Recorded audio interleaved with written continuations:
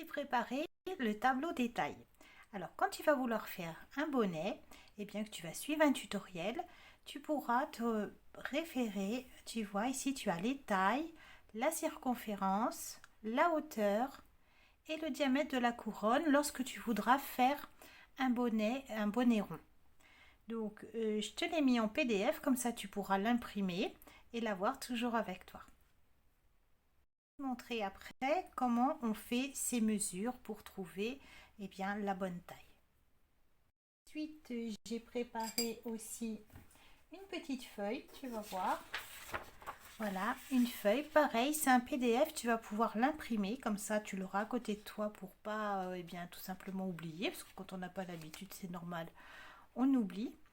Alors là, je t'ai marqué bonnet à bande élastique.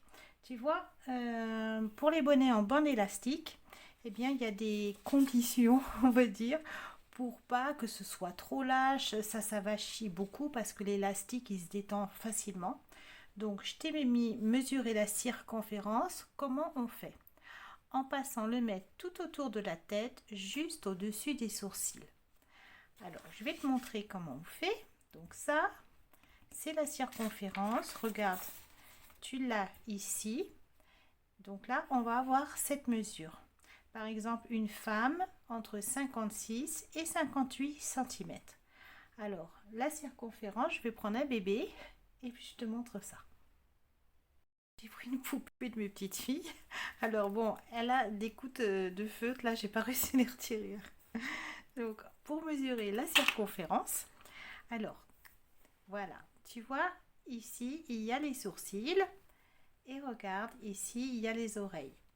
Et bien, pour mesurer la circonférence, tu vas venir tout autour de la tête, au niveau juste des sourcils. Regarde. Voilà. Là, je vais venir comme ça. Et tu vois, là, son tour de tête fait 32. Alors, je vais le tourner un petit peu. Tu vois, on passe comme ça. Alors dans la réalité, tu vois, je vois que son oreille elle est un peu petite quand même, elle est un peu basse. Hein. Mais tu viens au-dessus des sourcils, dans tous les cas, tu restes bien droite. Tu tournes tout autour et tu viens autour des sourcils pour faire la mesure. Voilà. Donc là, bon, c'est 30 et 31,5, presque 32. Bon, voilà. Donc ça, c'est une poupée, hein, c'est pas une mesure exacte. Voilà. Mais c'est juste pour te montrer où est-ce que tu dois te positionner pour trouver la circonférence. Alors tu vois que derrière, je ne le fais pas descendre en bas. Hein. Il est bien à la même hauteur que les sourcils. Ça, c'est pour la circonférence. Pour la hauteur, si on veut mesurer donc la hauteur totale du bonnet, eh bien que tu devras faire pour mesurer la hauteur.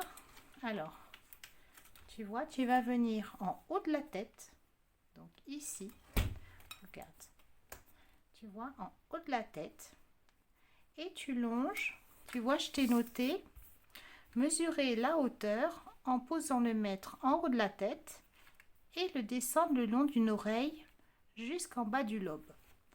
Alors, si on descend jusqu'en bas du lobe, tu vois, ici, on aura, alors est-ce que je suis, voilà, je suis bien au milieu, je descends et on aura 11. Regarde, ici. Donc, c'est comme ça qu'on mesure. Tu vois, tu mets ton... De l'autre côté aussi, tu mets le début de ton mètre au milieu de la tête. Voilà. Et ensuite, tu descends le long de l'oreille jusqu'au niveau du lobe. Voilà, donc ça, c'est pour mesurer la hauteur.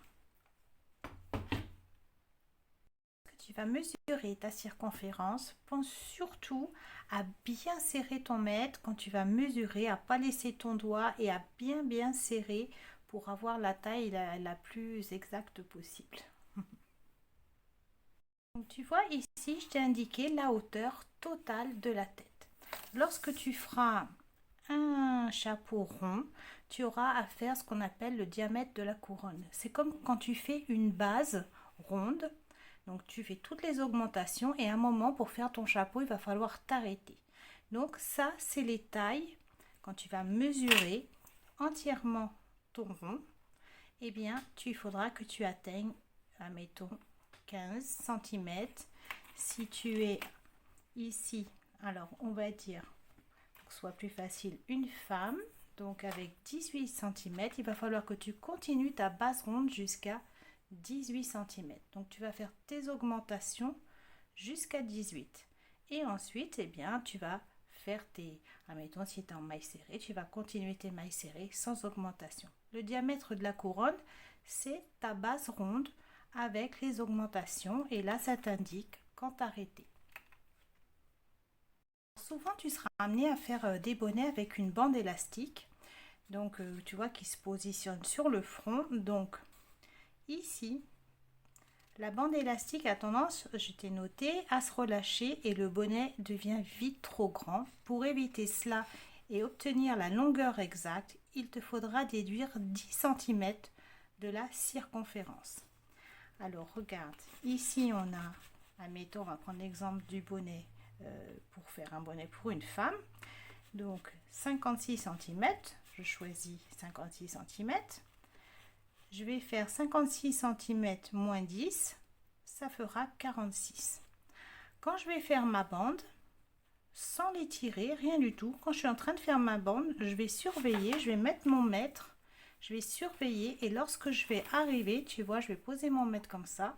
Quand je vais arriver, que je vais mettre ma bande comme ça sans l'étirer, et bien quand je vais arriver à 46, c'est là que je vais m'arrêter. Je ne vais pas m'arrêter à 56, mais à 46, je déduis 10 pour avoir la bonne taille. Comme ça, après, ton bonnet, il va se tenir, il ne va pas être trop lâche. Alors ça s'applique, je t'ai noté, pour chaque taille de bonnet. Toujours pareil, lorsque tu vas faire ton bonnet, donc tu as commencé par la bande, eh bien, tu devras commencer les diminutions, tu sais, pour resserrer le bonnet en haut, eh bien, à 17 cm. Tu vois, pour la hauteur du bonnet qui est à 22 cm, eh bien, tu vas t'arrêter à 17 cm. En fait, tu vas retirer 5 à chaque fois. Tu vois, tu as ta hauteur ici. Par exemple, pour le bonnet femme, regarde, hauteur 22 cm. Donc, ça, c'est la mesure totale.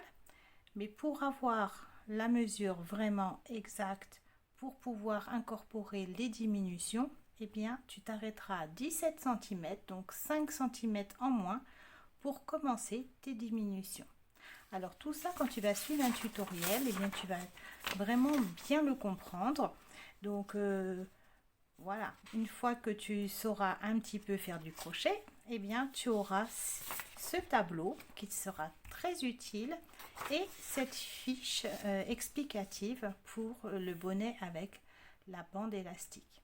Alors peut-être que tu vas pas t'en servir tout de suite, mais par contre tu seras bien contente et content de l'avoir pour plus tard. Donc je te l'ai quand même mis pour que tu puisses être tranquille lorsque tu vas commencer à faire tes bonnets.